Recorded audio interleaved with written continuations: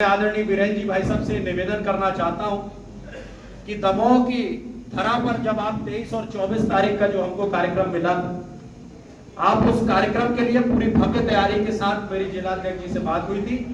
मैं आपसे निवेदन करना चाहता हूं कि जो लालसा आपके स्वागत की दमोह नगर को रह गई है, आप कभी समय दीजिए, आपका भव्य अभिनंदन ये दमोह की धरा पर किया जाएगा, क्योंकि आप बुंदेलखंड का गौरव हैं। लगातार इतने वर्षों तक आपने सागर संसदीय क्षेत्र से और अब आप टीकमगढ़ और छतरपुर की जो संसदीय क्षेत्र है उस स्थान से, उन क्षेत्रों से आप प्रतिनिधित्व करते हैं। आदरणीय वीरेंद्र जी बहुत ही सहज सरल, और मैं तो ये मानता हूं कि हर किसी को इस बात की प्रेरणा लेनी चाहिए। मुझे ध्यान है, मैं जब युवा मोर्चे का उपाध्यक्ष था, महामंत्री था, जब अध्यक्ष था, तब आदरणीय वीरेंद्र जी से कई बार मेरा मिलना हुआ।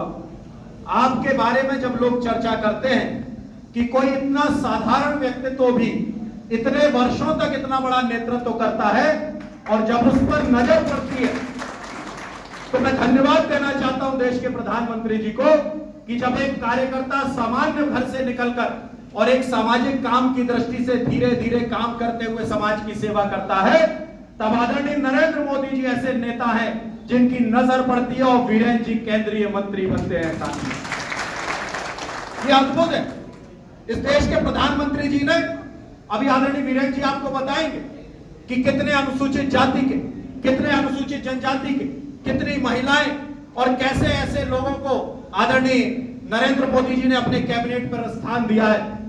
लेकिन देश में एक इस तरह की सरकार है जो इससे पहले चला करती थी, जिसको कहा जाता था कि यदि त्रिलोकी घोटाले की कोई सरकार है। मैंने अपने दादाजी से सुना कि वो कहते थे कि त्रिलोकी कोई हो सकता है तो भगवान हो सकता है।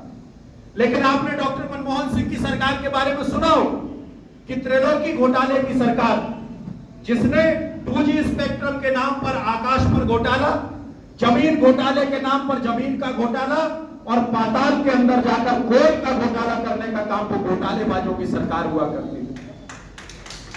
लेकिन आज आदरणीय नरेंद्र मोदी जी की सरकार जो सर्वस्पर्शी, सर्वव्यापी है, आदरणीय नरेंद्र मोदी जी के नेतृत्व में यह देश आगे बढ़ रहा।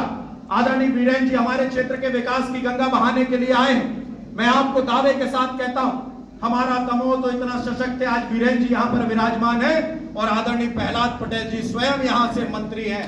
इसलिए दो हाथ मिलकर हमारे दमोह के विकास की तरफ अग्रसर होंगे।